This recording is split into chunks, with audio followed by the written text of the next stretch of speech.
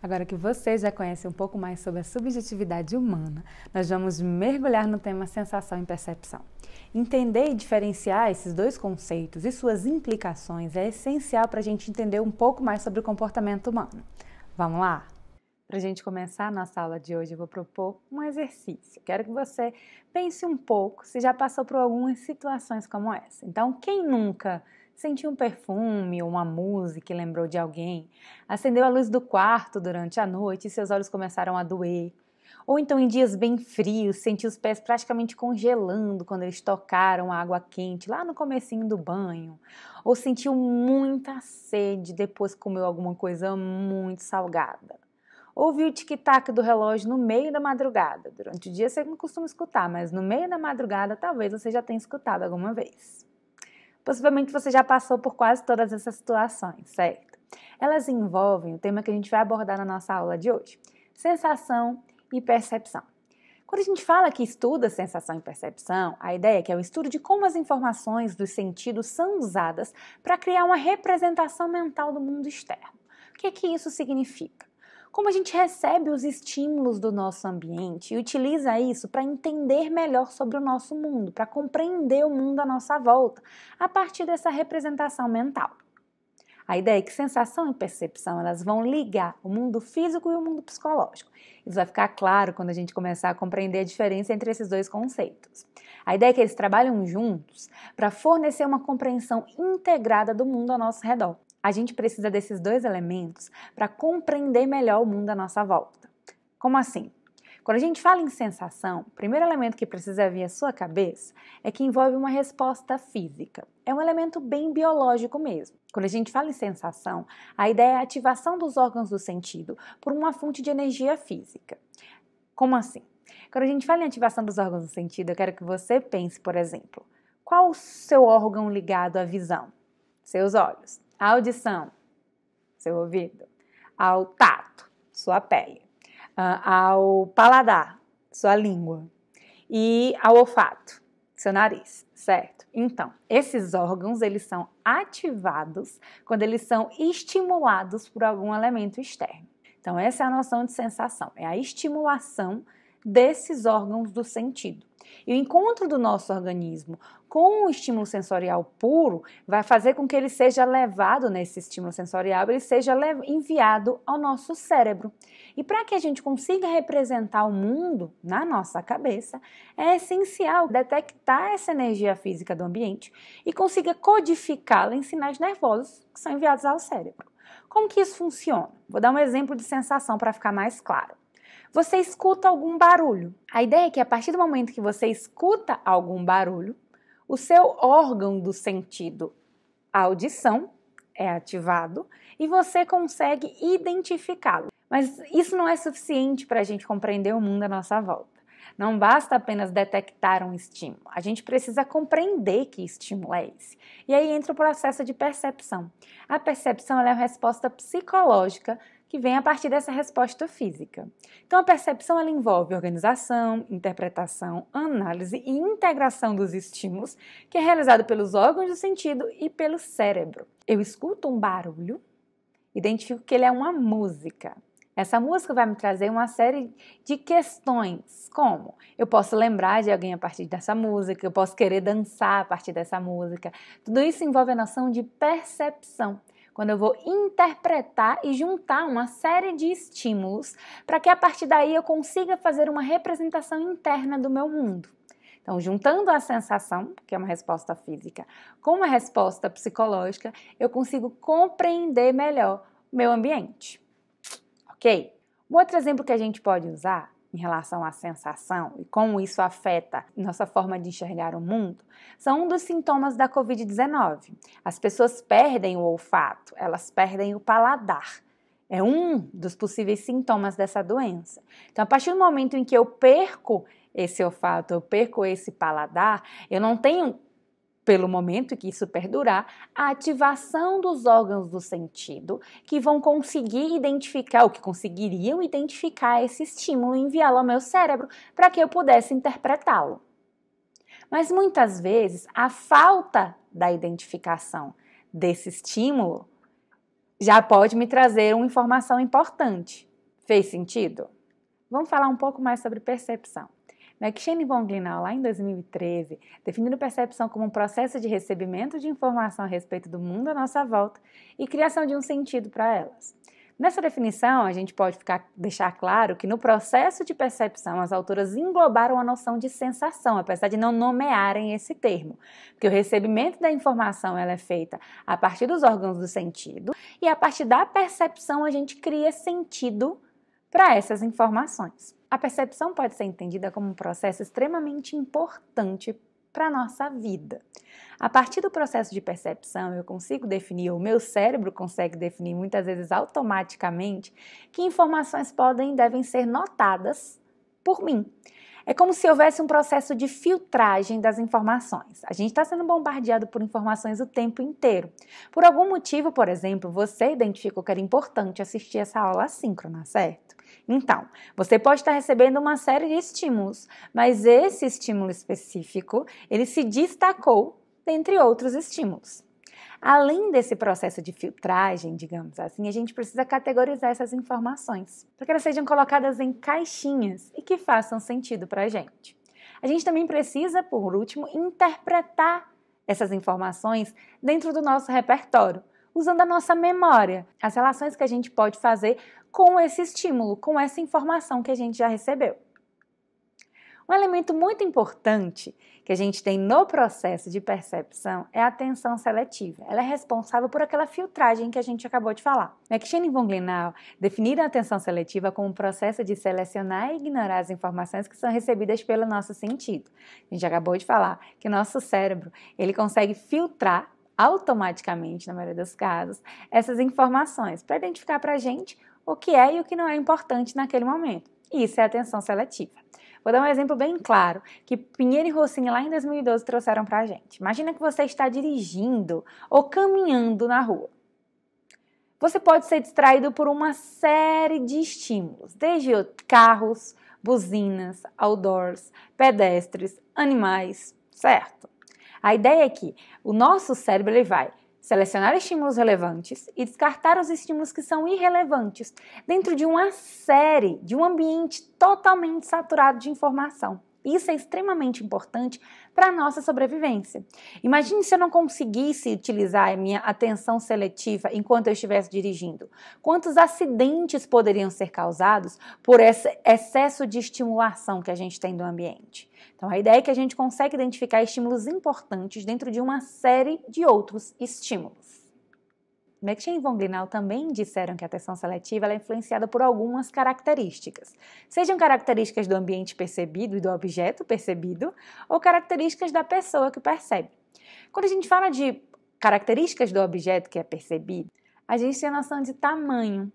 Tamanhos diferentes, ou quanto maior o tamanho de um objeto, isso pode chamar a nossa atenção e ajudar a interpretar ou a entender esse fenômeno como algo relevante. Além disso, a noção do brilho. Quanto mais brilhante for esse objeto, mais ele pode chamar a nossa atenção. Quanto mais ele se movimente ou tenha movimentos cadenciados, isso também influencia. A noção de repetição também é extremamente importante para que a gente consiga identificar um elemento como relevante. E a raridade desse fenômeno. Imagine que você está no final da noite estudando o conteúdo da nossa matéria. O silêncio que paira no ar nesse momento pode fazer com que diferentes estímulos sejam ativados. Como assim? Esse silêncio total pode fazer com que qualquer barulho pareça ensurdecedor. E isso destaca para a gente esse barulho. Ou então você está estudando e o vizinho começa alguma obra durante o dia. Os movimentos muitas vezes repetitivos dessa obra podem fazer com que a sua atenção se volte para esse elemento. Além dessas características do ambiente e do objeto percebido, a gente também tem que levar em consideração as características da pessoa que percebe esse objeto. Como assim? O nosso cérebro, ele, como a gente já falou, automaticamente vai avaliar a importância dos objetos, correto? Ele vai juntar a esse estímulo um marcador emocional, que vai atribuir automaticamente algumas emoções. Por exemplo, você pode estar achando nesse momento que essa aula está muito legal, ou que essa aula está muito triste, essa aula está muito chata. Ou então você pode estar se sentindo divertido ou feliz por estar estudando a psicologia. um elemento que talvez você nunca tenha estudado. Então, você pode associar estímulos, o seu cérebro associa determinados marcadores emocionais a esses estímulos. O que acontece é que esses marcadores emocionais, eles ajudam a gente, por exemplo, a memorizar melhor um conteúdo. Eles ajudam a gente, inclusive, a reviver as emoções quando a gente se encontra novamente com esse estímulo. Além dessa noção de importância e marcador emocional, vem a noção das expectativas. Quanto mais expectativa a gente tem por algum fenômeno, mais fácil é que o nosso cérebro identifique-o como algo relevante. Apesar de complexo e essencial para que a gente tenha uma visão de mundo, nem sempre o processo perceptivo ele é assertivo. Na verdade, muitas vezes ele erra, sem a gente se dar conta disso. Pensa o seguinte, a gente é bombardeado de informação o tempo inteiro. O nosso cérebro vai fazer o processo de filtragem, certo? Mas a gente tem um processo chamado economia cognitiva. Já que a gente é bombardeado por uma série de estímulos, o nosso cérebro ele vai buscar atalhos mentais para minimizar o gasto cognitivo, o cansaço cognitivo. Pensa que comumente a gente utiliza o que é chamado de atalhos mentais para preencher algumas lacunas nesse processo, para facilitar a vida do meu cérebro, digamos assim. É o que a gente chama de heurística, são esses atalhos mentais que a gente usa para conseguir interpretar melhor o nosso ambiente, utilizando poucas ferramentas, digamos assim. Myers colocou lá em 2014 que a gente interpreta o mundo através de lentes tingidas por crenças. O que é que isso significa? Que a gente interpreta o mundo a partir do nosso repertório, da nossa história de vida. E essa nossa história de vida vai influenciar nessas heurísticas que a gente acabou de comentar, nesses atalhos mentais que a gente utiliza para entender melhor esse mundo. Dá um exemplo bem claro desse processo perceptivo que não é assertivo todas as vezes. Você possivelmente já ouviu falar no termo vieses inconscientes, certo? O que é que seria isso? Vieses inconscientes também são chamados de vieses cognitivos. A ideia é que são tendências ou inclinações automáticas de pensamento frutos de ideias prévias. São elementos que muitas vezes a gente não se dá conta, mas são atalhos que a gente utiliza para entender melhor o nosso contexto. Mas nem sempre esses atalhos são corretos. Então, a ideia é que vieses inconscientes, eles são falhas cognitivas geradas por algum pensamento tendencioso, digamos assim. A gente define padrões para tudo na vida, certo? Quando algo foge de um padrão de expectativas, digamos assim, a gente vai taguear, a gente vai vincular, né, esse elemento como fora de padrão. Então, eu vou atribuir características a eles. Cada vez mais, esses vieses inconscientes têm ganhado mais espaço nas discussões nas organizações. E esses vieses podem ser usados para avaliar, inclusive, as nossas atitudes. Lembra que a atitude não é comportamento, a atitude é o processo avaliativo sobre alguma coisa, certo? Então, se eu falo em vieses inconscientes, possivelmente eles vão influenciar as minhas atitudes, que por sua vez vão influenciar os meus comportamentos. Quando a gente fala de viés inconscientes, um outro termo muito importante para a gente abordar é a noção de desejabilidade social. Desejabilidade social pode ser entendido como um processo em que eu busco responder alguma coisa, não como eu acredito que eu deva responder, mas como eu acredito que as outras pessoas esperem que eu responda. Ou seja, ele envolve essa vontade, essa necessidade de atender às expectativas das outras pessoas. E a noção de desejabilidade social é muito importante para a gente entender os vieses inconscientes. A gente tem, por exemplo, a noção de crença no mundo justo. Crença no mundo justo pode se tornar um viés inconsciente. Se eu, por exemplo, acredito que todo mundo recebe aquilo que merece da vida e uma pessoa, por exemplo, é diagnosticada com Covid-19, pessoas que acreditam nesse mundo justo podem achar que elas fizeram por merecer isso. Mas será que isso aconteceu? Não necessariamente. Então, isso pode ser entendido como uma falha cognitiva, uma interpretação muitas vezes equivocada sobre um determinado fenômeno. Um outro exemplo que a gente tem são as pessoas identificarem que as mulheres são todas sensíveis, amorosas e maternais. Você possivelmente conhece uma mulher que não se encaixa nesse perfil, certo? E não tem nada de errado não se encaixar. O que a gente tem que tomar é muito cuidado com essa estereotipagem, com esse processo de achar que todo mundo vai se encaixar nas nossas caixinhas. Homens são mais assertivos, eles conseguem responder melhor ao estresse, por exemplo. Baiana é tudo preguiçoso. Professora Baiana, será que ela já escutou isso? Pessoas com deficiência são incapazes. Elas não vão conseguir realizar essa atividade. Será que elas não vão conseguir? Então, a ideia é que a gente comece a se dar conta dos nossos vieses inconscientes. Ocorre que os vieses inconscientes eles vão influenciar cotidianamente as empresas. Por exemplo, um gestor ou uma gestora que vai selecionar pessoas, se ele tem alguns daqueles vieses que a gente acabou de falar, algumas daquelas percepções equivocadas sobre seres humanos, possivelmente isso vai influenciar a sua seleção de pessoas. Algumas pessoas vão ser preteridas sem uma justificativa plausível, apenas por essa falha cognitiva desse gestor ou dessa gestora. Então, contratações, promoções, avaliações de desempenho e a própria credibilidade de uma pessoa podem ser postas equivocadamente em jogo. Um tipo de viés inconsciente muito conhecido é o que a gente chama de preconceito perceptivo. O que seria isso? Seria avaliar negativamente alguma pessoa justamente por ela não se encaixar num padrão que a gente identifica. Existem outros tipos de vieses, como assim, o viés de confirmação, que eu vou identificar ou que eu vou buscar informações automaticamente que confirmem o meu ponto de vista. Tem a noção de profecia autorrealizadora ou profecia autorrealizável, que é basicamente a ideia de, se eu tenho um preconceito perceptivo, por exemplo, se eu acredito que alguém não vai ter uma boa avaliação de desempenho, não vai apresentar bons resultados na minha organização, então eu como chefe ou como chefa, posso influenciar sem perceber o comportamento dessa pessoa. Como assim? Eu tenho esse preconceito, essa crença a respeito de alguma pessoa, essa crença negativa, por exemplo, sem perceber isso influencia o meu comportamento com ela. Então, eu vou me comportar de uma maneira que vai corroborar, lembra do viés de confirmação, que vai confirmar, que vai corroborar essa minha crença inicial. Então, eu vou dar menos atenção, por exemplo, a esse colaborador. Ou eu vou identificar sempre elementos que me levem a confirmar que eu estava certo. Então, a partir do momento em que o meu comportamento é afetado, ele vai afetar o comportamento dessa pessoa e aí eu vou possivelmente confirmar aquilo que eu acreditava no começo. Eu vou me comportar para que ela seja confirmada. Tem também a noção de atribuição de causalidade, se é algo interno ou externo. A pessoa está andando pela rua durante um dia de chuva e ela cai na rua. Eu posso possivelmente colocar essa atribuição como interna ou externa. O que causou isso? Se for algo interno, que pessoa descuidada. Se for algo externo, nossa, realmente estava chovendo muito, a rua estava muito escorregadia. Então, a noção de atribuição de causalidade.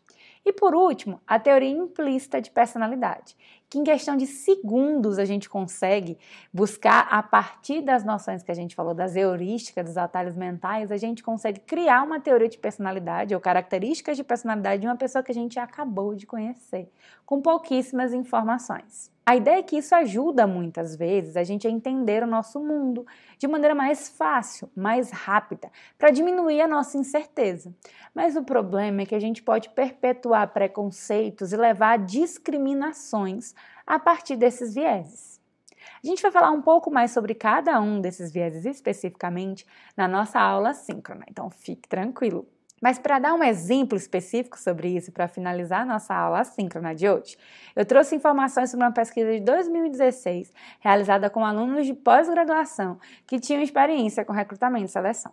Era uma pesquisa experimental feita aqui no Brasil, com 202 recrutadores, e era uma pesquisa sobre currículo. Como é que ela funcionou? Para essa pesquisa, foi elaborado um mesmo currículo, com apenas algumas pequenas alterações. O primeiro candidato a ter este currículo era chamado de Fernando, a segunda era Fernanda.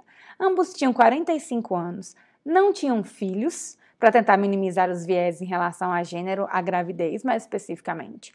Tinham disponibilidade para viajar e experiência em vendas e liderança. Esses 202 participantes foram divididos em dois grandes grupos. O primeiro recebeu o currículo com o nome do Fernando e o segundo com o nome da Fernanda. O que você acha que aconteceu? Lembrem que eram as mesmas informações, apenas o nome era alterado nesse processo. Pensando em vieses de gênero, o Fernando, no final das contas, seria contratado, tido como mais adequado para um cargo de liderança e mais competente, mas também era tido como menos cordial. Lembre, o currículo era o mesmo. Ao mesmo tempo em que a Fernanda, apesar de não ser tida como a mais adequada para o cargo, foi tida como mais amável, mais simpática, apenas com as informações que eram apresentadas no currículo. Olha o quanto isso é importante para a gente considerar como esses vieses inconscientes influenciariam, ou no caso influenciaram, o comportamento de recrutadores e selecionadores em potencial. Esses são vieses de gênero. Acreditar que homens tendem a ser mais assertivos, mais competentes, que têm mais características de liderança. Diferente de mulheres que tendem a ser tidas como mais maternais, mais simpáticas, mais amáveis, o que não necessariamente é uma característica de liderança. Mas fique tranquilo, apesar de serem vieses inconscientes, existem algumas técnicas que a gente pode utilizar para buscar minimizar esses vieses. A gente vai falar sobre isso na nossa aula síncrona, ok? Espero que esse conteúdo tenha ficado claro para você. A gente se encontra na nossa aula síncrona para discutir um pouco mais e tirar dúvidas. Até lá!